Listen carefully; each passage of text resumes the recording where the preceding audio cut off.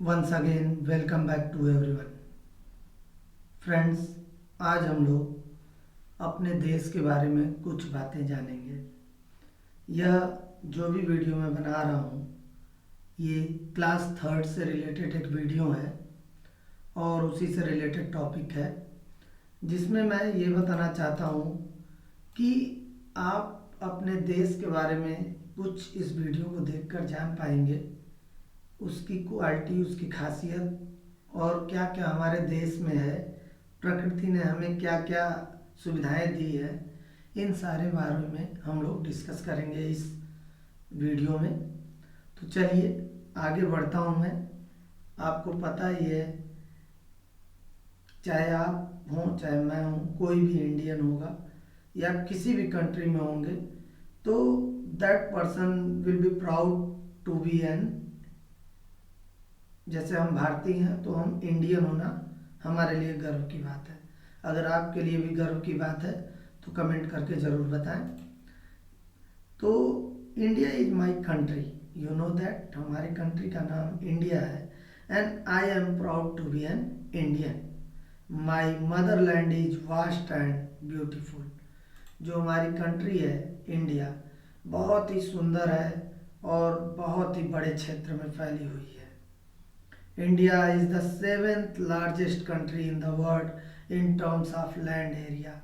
अगर ज़मीन की बात की जाए तो पूरी दुनिया में कई देश हैं और उन देशों में भारत यानी इंडिया का स्थान 7वें नंबर पर है दोस्तों। ज़मीन के मामले में, लैंड के मामले में, लैंड एरिया के मामले में, ठीक है।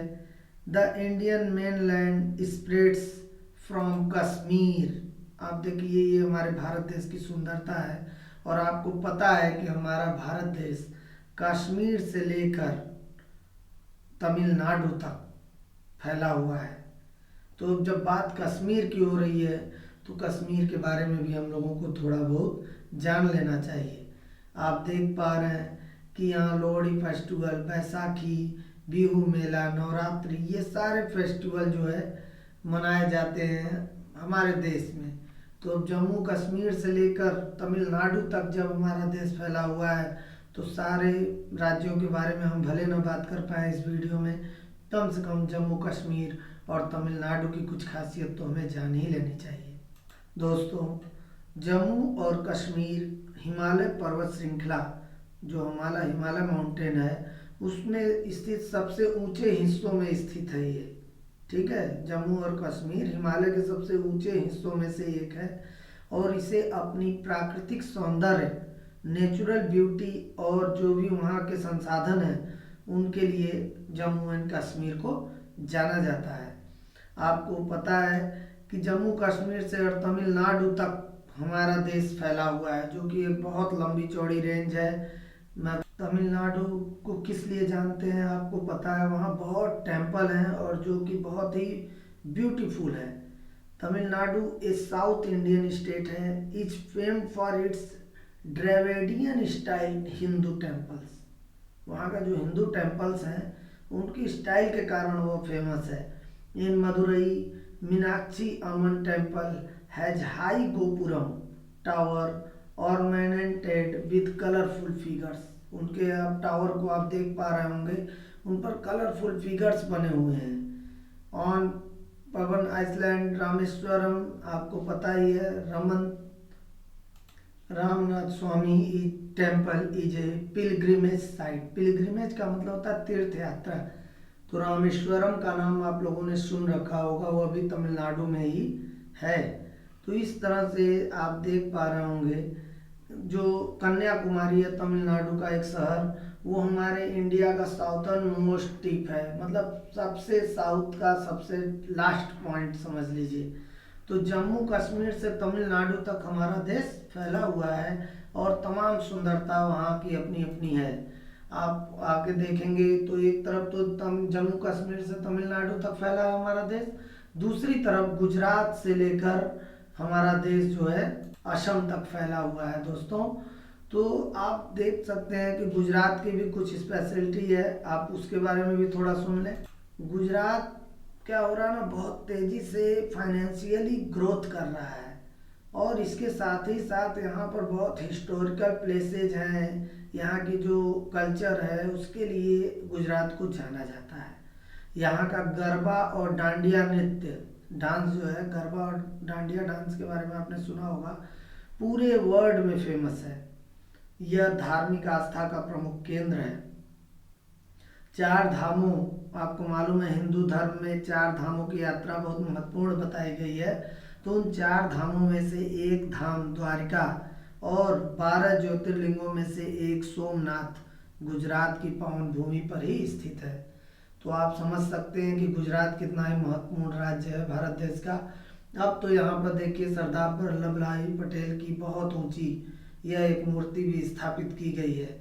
इसकी वजह से भी गुजरात को अब बहुत ही जाना जाता है। उसके बाद गांधी जी का जन्म स्थान भी आपको पता है गुजरात ही था, पोरबंदर नामक स्थान पर हुआ था। इस वजह से गुजरात का एक अलग ही महत्व है हमारे देश में। और अभी मैं बता रहा था जम्मू कश्मीर से तमिलनाडु तक। और भाई जम्मू कश्मीर से तमिलनाडु क्यों कहा गया? जम्मू कश्मीर है नॉर्थ डायरेक्शन में, तमिलनाडु है साउथ डायरेक्शन में, यानी नॉर्थ से साउथ तक। और हमारा जो गुजरात है वेस्ट डायरेक्शन में है, और असम जो है हमारा ईस्ट डायरेक्शन में है। तो गुजरात से लेके असम तक जो है फैला हुआ है पूरा का पूरा हमारा देश। अब असम के बारे में भी थोड़ी सी बात आपको बता देता हूँ। असम को the gateway of North East India भी कहा जाता है, और it is known as for its rich and diverse wild life. वहाँ की वाइल्ड लाइफ के लिए भी आसाम को जाना जाता है। उसके अलावा आप देख सकते हैं amazing traditional questions, vibrant dance forms and its hospitality. इन सारी चीज़ों के लिए आसाम को जाना जाता है। इसी वजह से क्या होता है, जो टूरिस्ट होते हैं वो आसाम जरूर जाते हैं, घूमना पसंद करते हैं इन सारी खूबियों की वजह से।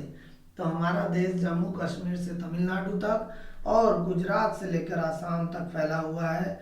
और हमारे देश का जो टोटल एरिया है दोस्तों वह है 3,287,263 स्क्वायर किलोमीटर्स, जो कि अपने आप में एक बहुत बड़ा एरिया है। और इतने बड़े क्षेत्र में, इतने बड़े भारत देश में हम सब रहते हैं, तो हमें तो गर्व होना ही चाहिए।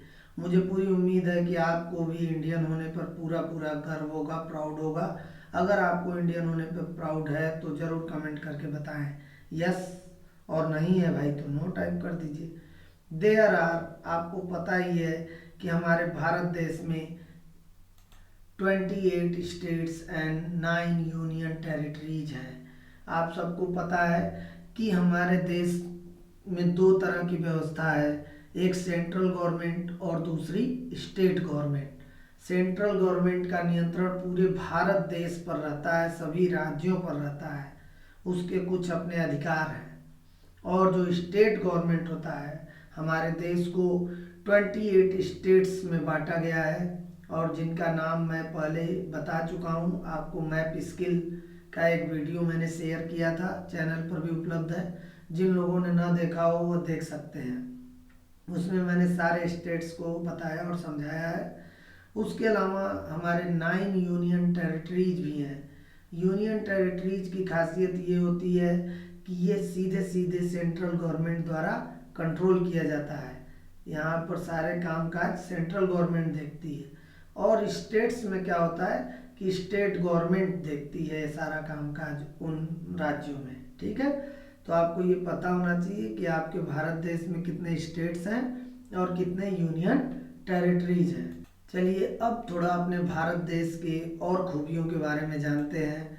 आपको पता है कि इंडिया में कई तरह के लैंड फॉर्म्स हैं। India has different types of land forms.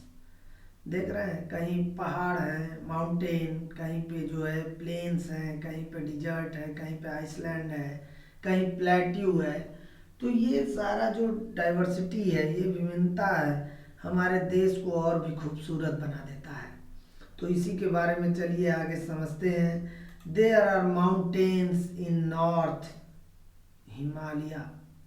ये देख रहे हैं, ये नॉर्थ डायरेक्शन में, हमारे नॉर्थ साइड में इंडिया के ज़्यादातर माउंटेन्स ज़्यादातर माउंटेन्स हैं हमारे नॉर्थ साइड में। और सबसे बड़ा माउंटेन हमारा हिमालय है, आप जान रहे हैं, बहुत लंबे रेंज में ये फैला हुआ है।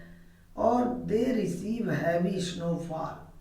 जो माउंटेन होते हैं बहुत ऊंचे होते हैं, और इन माउंटेन्स पर हमेशा स्नोफॉल होता रहता है, बर्फ गिरती रहती है, क्योंकि ये बहुत ऊंचे होते हैं और वहाँ का टेम्परेचर बहुत डाउन होता है, जिसकी वजह से वहाँ पे बर्फ गिरती रहती है। तो आपको ये पता होना चाहिए कि हमारे भारत देश, हमारे इंडिया के नॉर्थ साइड में माउंटेन्स बहुत ज़्यादा हैं, ठीक है। उसके बाद बात आती है अगले लैंडफॉर्म की, जिसको हम कहते हैं प्लेट्यू। प्लेट्यूज क्या होते हैं बेटे ना, कि बिल्कुल माउंटेन जैसे ही हैं, लेकिन इतने ऊंचे नहीं होते हैं, ठीक है। माउंटेन बहुत ऊंचे ऊंचे होते हैं। प्लेट्यूज क्या होते हैं, a plateau is a raised flat land. जो फ्लैट लैंड होता है वही उठा हुआ अगर कहीं पर है तो उसको हम लोग प्लेट्यूज कहते हैं। पठार हिंदी में हम कहते हैं पठार, इंग्लिश में प्लेट्यूज, ठीक है। तो ये जो प्लेट्यूज वाला पार्ट है ये हमारे सेंट्रल पार्ट में ज़्यादा देखने को मिलता है। The central part of India is a plateau. जो हमारे भारत देश का बीच का हिस्सा है, आप अगर मैप देखें तो सेंटर वाला पार्ट जो है वहाँ पे प्लेट्यूज अक्सर देखने को मिल जाते हैं, ठीक है। और उसके बाद बात आती है जो प्लेन्स होते हैं। The plains lie to the south of Himalaya. जैसे हिमालय नॉर्थ में है और प्लेन्स क्या होता है, हिमालय के साउथ डायरेक्शन में आप देखेंगे तो प्लेन एरिया है। साउथ डायरेक्शन आप समझ पा रहे होंगे, साउथ डायरेक्शन किधर हो गया भाई। साउथ डायरेक्शन का मतलब भाई नॉर्थ में है हमारा हिमालय, तो उसके सामने यानी अपोजिट डायरेक्शन में। और प्लेन्स की खासियत ये है कि they are good for growing crops. जो प्लेन एरिया होता है वहाँ पे फसलें बहुत अच्छी होती हैं। They are good for growing crops. उसके बाद बारी आती है बच्चों अगले लैंडफॉर्म की। अभी तक हम लोग 3 लैंडफॉर्म्स पढ़ चुके, माउंटेन, प्लेट्यूज, प्लेन्स। अगला हमारा जो लैंडफॉर्म है वो है डिजर्ट। डिजर्ट मीन्स होता है रेगिस्तान। There is a desert in the west, the Thar desert. हमारे इंडिया के जो है वेस्ट पार्ट में बच्चों थार डिजर्ट है, बहुत बड़ा। आप देख पा रहे होंगे, अंदाजा लगा पा रहे होंगे कि ये देखिए कैमल कितने छोटे छोटे दिख रहे हैं इस डिजर्ट के आगे। तो बहुत बड़े एरिया में डिजर्ट फैला हुआ है, रेगिस्तान फैला हुआ है। तो एक तो ये भी लैंडफॉर्म हो गया भाई, यहाँ के लोग भी तो इस तरह के लैंडफॉर्म में सरवाइव कर रहे हैं। तो चौथा लैंडफॉर्म हो गया हमारा डिजर्ट। उसके बाद बात आती है हमारे को, आपको थोड़ा सा जानकारी मैं दे देना चाहता हूँ कि the Ghats are next to the Arabian Sea and Bay of Bengal. आप देख पा रहे होंगे कि ये हमारे इंडिया का साउथ पार्ट है, इधर ही तमिलनाडु है ना, केरल तमिलनाडु। इस साउथर्न पार्ट के साइड में आप देख पा रहे होंगे, इस साइड राइट साइड में बे ऑफ बंगाल है और लेफ्ट साइड में अरेबियन सी है। देख रहे हैं, राइट साइड में बे ऑफ बंगाल है और लेफ्ट साइड में अरेबियन सी है। अब ये बताने के पीछे रीजन ये है क्योंकि जो अगला हमारा लैंडफॉर्म का टाइप है वो आइसलैंड है। और आइसलैंड में हमारे पास हमारे इंडिया के 2 आइसलैंड हैं, अंडमान निकोबार और लक्षद्वीप। तो ये बताना जरूरी है कि पहले हमारे साउथर्न पार्ट को देखिए और इसके साइड में राइट साइड में बे ऑफ बंगाल है और इधर अरेबियन सी है। ये ब्लू वाला हिस्सा वाटर को डिनोट करता है, ठीक है। तो ये पूरा का पूरा इंडियन ओशन का ही पार्ट है, लेकिन चूंकि इंडिया के एक लेफ्ट साइड है और एक राइट साइड है, इसलिए इनका नाम इधर बे ऑफ बंगाल है और इधर अरेबियन सी रख दिया गया। तो देख रहे हैं आप, 2 groups of island also form a part of India. 2 group हैं आइसलैंड के हमारे इंडिया के पास। पहला द अंडमान निकोबार आइसलैंड। तो अंडमान निकोबार आइसलैंड इधर होता है, ठीक है, बे ऑफ बंगाल साइड। और लक्षद्वीप आइसलैंड वो हमारे अरेबियन सी साइड है। ठीक है, इधर अंडमान एंड निकोबार आइसलैंड और इधर लक्षद्वीप आइसलैंड। तो इस तरह से 5 तरह के हम लोगों ने लैंडफॉर्म जाने, mountain, plateaus, plain, desert, island. ठीक है, अगला हमारा जो टॉपिक है वो है, थोड़ा सा जान लेना जरूरी है अंडमान निकोबार आइसलैंड के बारे में भी। अंडमान निकोबार हमारे इंडिया का एक यूनियन टेरिटरीज है। ये बे ऑफ बंगाल की साउथ में, ठीक है, जो इंडियन ओशन है उसमें ये स्थित है। अभी हम लोगों ने फिगर में भी देखा। अंडमान एंड निकोबार आइसलैंड जो ये ग्रुप है, ये लगभग 572 छोटे बड़े आइसलैंड से मिलकर बना है, जिसमें से सिर्फ कुछ ही आइसलैंड पर लोग रहते हैं। टोटल वहाँ पे अगर देखा जाए छोटे छोटे आइसलैंड तो नियर अबाउट 572 है, लेकिन उनमें से कुछ पर ही लोग रहते हैं। इसकी जो कैपिटल है अंडमान एंड निकोबार आइसलैंड की, वो पोर्ट ब्लेयर है। ठीक है, तो ये आपको पता होना चाहिए। इसके बाद हमारी बात आती है, थोड़ा सा लक्षद्वीप आइसलैंड के बारे में भी जान लेते हैं। देखिए, जो लक्षद्वीप आइसलैंड है, यहाँ पे लगभग 36 आइसलैंड का ये ग्रुप है। ठीक है, जो अंडमान निकोबार था वो नियर अबाउट 500 आइसलैंड का ग्रुप था, और लक्षद्वीप जो है लगभग 36 आइसलैंड का एक ग्रुप है, जो बहुत ही मतलब अपने सुंदर जो समुद्र तट हैं, देख सकते हैं आप समुद्र के किनारे का एरिया, और ये जो हरा भरा दृश्य है उसके लिए जाना जाता है। आपको जानकर हैरानी होगी कि मलयालम और संस्कृत में जो लक्षद्वीप है उसका अर्थ होता है 100,000 द्वीप, मतलब 100,000 आइसलैंड मीनिंग है। और आपकी जानकारी के लिए बता दूं, यह हमारे भारत देश का सबसे छोटा यूनियन टेरिटरीज है, जिसमें 32 किलोमीटर के क्षेत्र में, नियर अबाउट 32 किलोमीटर के एरिया में 36 आइसलैंड है। मात्र 36 किलोमीटर का एरिया है और उसी में 36 आइसलैंड है। ठीक है, प्राकृतिक परिदृश्य, रेतीले समुद्र तट, ये देखिए ये जो समुद्र के किनारे का एरिया, और वनस्पतियों और जीवों की बहुतायत और एक जल्दी से जीवन शैली के अभाव में, कहने का मतलब है कि इन सारी खूबियों की वजह से ही लक्षद्वीप लोग घूमने जाना चाहते हैं। It is a tourist place also. कभी मौका मिले तो आप जरूर जाइए घूमने। और अगर आप लोगों में से कोई लक्षद्वीप और अंडमान निकोबार आइसलैंड गया है तो ज़रूर उसकी खूबियों के बारे में हम लोग को कमेंट करके बताएं। जब इतनी बातें हो गई तो अब इंडिया के मौसम के बारे में भी हम लोगों को थोड़ा जान लेना चाहिए। आप सबको पता है कि India has 3 main season in year with short spring and autumn season.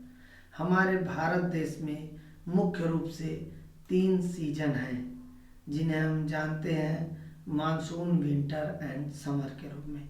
Monsoon means rainy season, ठीक है। विंटर और समर के बारे में आप बहुत अच्छी तरह से जानते हैं। इसके अलावा जो है शॉर्ट स्प्रिंग और ऑटम सीजन भी आता है। स्प्रिंग और ऑटम सीजन की खासियत क्या है? स्प्रिंग सीजन में न ज़्यादा गर्मी होती है न ज़्यादा ठंडी। ये लगभग फरवरी के आसपास, फरवरी के मंथ में स्प्रिंग सीजन होता है। और जो ऑटम सीजन होता है उसमें भी सेम सिचुएशन होती है, न ज़्यादा ठंडी लगती है न ज़्यादा गर्मी। यानी यह वह समय होता है जब गर्मी से सर्दी की ओर हमारा मौसम शिफ्ट होता है। तो ऑटम वाला मौसम लगभग सितंबर से अक्टूबर मंथ में होता है, और जो है स्प्रिंग सीजन वाला मौसम होता है वो हमारा फरवरी टू मार्च मंथ में होता है, ठीक है। लेकिन मेन सीजन हमारे 3 ही हैं, मानसून, विंटर और समर। और बच्चों, आपकी जानकारी के लिए बता दूं कि भारत और 1-2-4 देश ही ऐसे हैं जहां पर हर एक मौसम का आनंद लोग 1 ईयर में ले लेते हैं। नहीं तो जिस देश में ठंडी पड़ती है वहाँ केवल ठंडी ही पड़ती रहती है, जहाँ गर्मी पड़ती है बहुत गर्मी पड़ती है, जहाँ बारिश हो रही है वहाँ बहुत ज़्यादा बारिश ही होती है। वी आर वेरी लकी कि हम लोगों को एक साथ सारे सीजन को एंजॉय करने का मौका मिलता है। क्यों? क्योंकि हम लोग भारत जैसे महान देश में रहते हैं। भारत का क्लाइमेटिक सिचुएशन ऐसा है कि यहाँ पर हम लोग हर एक तीनों सीजन का एंजॉयमेंट करते हैं। अब जब बात हम लोग भारत की कर रहे हैं, भारत के सीजन के बारे में कर रहे हैं, भारत के प्राकृतिक सौंदर्य के बारे में बात कर रहे हैं, तो भारत में जो नदियां हैं, जो रिवर्स हैं, उनको हम कैसे भूल सकते हैं। बच्चों, यहाँ मैंने देखिए एक फिगर यूज किया है, आप देख सकते हैं। इस फिगर में हमारे देश की मुख्य मुख्य नदियों के बारे में बताया गया है और इंडिकेट किया गया है, और ये किस किस साइड है ये भी हम लोग इस मैप में देख सकते हैं। आप देख पा रहे होंगे कि जो गंगा और यमुना जो हमारे एरिया में है, हम लोग जहाँ रहते हैं वहाँ पे गंगा यमुना ये नदियाँ बहुत ही कॉमन है, और हो सकता है कई लोग यहाँ पर गए हों, गंगा जी को देखा भी हो, यमुना जी को देखा भी हो, ठीक है, उस रिवर को। उसके अलावा देखिए साउथ में हमारी कावेरी, कृष्णा, गोदावरी ये नदियाँ बहुत मुख्य नदी हैं, रिवर है। उसके बाद इधर जब हम आते हैं तो ताप्ती, नर्मदा यहाँ पे ये प्रमुख नदियाँ हैं, महानदी है, ठीक है, ब्रह्मपुत्र नदी है इधर। फिर यहाँ देखिए जम्मू कश्मीर साइड जो है चिनाब नदी है, रावी है, सतलज नदी भी यहाँ पर है। तो ये मैप इसलिए दिखाया गया है यहाँ ताकि आपको अंदाज़ा लग जाए, क्योंकि आप लोग मैप स्किल करना आप सीख चुके हैं, मैप को कहाँ कहाँ कौन सा स्टेट है आपके माइंड में वो पिक्चर बन चुकी है। तो अब आप समझ सकते हैं कि ये किस किस स्टेट के साइड जो है ये नदियाँ हैं। या फिर आपको एक तरीका मैंने डायरेक्शन का भी बताया था प्लस वाला, इधर ईस्ट होगा, इधर वेस्ट, नॉर्थ, साउथ। तो हम इससे अंदाज़ा लगा सकते हैं कि नॉर्थ इंडिया के नॉर्थ डायरेक्शन में कौन कौन सी रिवर हैं, साउथ डायरेक्शन में कौन कौन सी रिवर हैं, वेस्ट में कौन सी हैं, ईस्ट में कौन सी रिवर है। तो आप इसको देखकर समझ सकते हैं। आप देख पा रहे होंगे कि हमारे भारत देश में कितनी नदियां हैं। इसी वजह से हमारे भारत देश में पानी की हमको कमी अभी नहीं होती है, क्योंकि यहाँ पर पर्याप्त नदियां हैं जो हमारे पानी की ज़रूरतों को पूरा करती हैं। इसके बाद दोस्तों, बच्चों, हमारे भारत देश में एक और चीज़ बहुत प्रसिद्ध है जो पूरी दुनिया में प्रसिद्ध है। अगर हम अलग अलग कंट्री की बात करें तो उन कंट्रीज में कोई पर्टिकुलर एक ही धर्म के लोग रहते हैं, एक ही तरह के, मतलब जिनका एक ही चीज़ में विश्वास है, एक ही ईश्वर में अलग अलग धर्म होते हैं। अब हमारे भारत देश में आप देख पा रहे होंगे कि यहाँ कई धर्म के लोग एक साथ मिलजुल कर रहते हैं, एक दूसरे के साथ मिलकर फेस्टिवल एंजॉय करते हैं। यहाँ हिंदू भी हैं, सिख हैं, जैन हैं, बुद्ध को मानने वाले हैं, इस्लाम धर्म को मानने वाले हैं, क्रिश्चियन हैं, और भी न जाने कितने धर्म के लोग हमारे भारत देश में एक साथ मिलजुल कर रहते हैं। ये चीज़ भी हमारे भारत देश को महान बनाती है। क्यों? क्योंकि अगर आप आसपास के तमाम देशों को देखें तो आप पाएंगे कि उन देशों में किसी एक धर्म को मानने वाले ज़्यादा लोग हैं, ठीक है, लेकिन भारत देश एक ऐसा देश है जहाँ पर हर धर्म को मानने वाले लोग हैं और उन सब का विकास हो रहा है, उसमें सभी लोग मिलजुल कर रहते हैं बच्चों, ठीक है। तो इसलिए भी हमारा, इसके अलावा हमारे भारत देश में तमाम भाषाएं बोली जाती हैं। आपको पता है कि यहाँ पर हिंदी, इंग्लिश, पंजाबी, सिंधी, तमिल, तेलुगु और भी तरह तरह की भाषाओं को बोला जाता है। तो ये सारी चीज़ें भारत जैसे देश में ही मुमकिन है, भारत में ही ये सब देखने को मिलता है। आप पूरी दुनिया घूम के आ जाइए तो पूरी दुनिया में एक साथ इतनी चीज़ें देखने के लिए किसी एक देश में नहीं मिलेगी जितनी आप डाइवर्सिटी भारत में देख पा रहे हैं। और इतनी डाइवर्सिटी होने के बाद भी सभी लोग मिलजुल कर एक साथ रहते हैं, एक दूसरे के सम्मान, धर्म का सम्मान करते हैं, एक दूसरे का सम्मान करते हैं। इसके अलावा हमारे भारत देश में बहुत तरह के डांस फॉर्म्स हैं। आप देख पा रहे होंगे भरतनाट्यम, कथक, कथकली, कुचिपुड़ी, मणिपुरी डांस, उसके बाद मोहिनीअट्टम, ओडिसी, और ये सारे कई डांस फॉर्म्स हैं म्यूजिक के कई रूप हैं। मतलब हमारे भारत देश में हर क्षेत्र की चीज़ों की भरमार है। हर विषय का हर टॉपिक उठा के आप देख लीजिए तो भरा पड़ा है उससे संबंधित एग्जाम्पल। तो आपको उम्मीद है इस वीडियो को देखने के बाद ये समझ में आ गया होगा कि हमारे भारत देश को हम लोग क्यों महान माने, क्या खासियत है हमारे भारत देश में। तो बच्चों, उम्मीद करता हूँ कि इस वीडियो के द्वारा आप लोगों को काफ़ी जानकारी मिली होगी। अगले वीडियो में मैं फिर कोशिश करूँगा कि अपने भारत देश के तमाम स्टेट्स के बारे में और कुछ आपको जानकारी दे सकूँ। तो आपने ये वीडियो एंजॉय किया अगर बच्चों, तो ज़रूर लाइक करें, शेयर करें वीडियो को। अभी तक सब्सक्राइब आपने चैनल को नहीं किया है तो ज़रूर कर दें और बेल आइकन प्रेस करना ना भूलें ताकि आपको मेरे नए नए वीडियोज़ मिलते रहें। Thank you.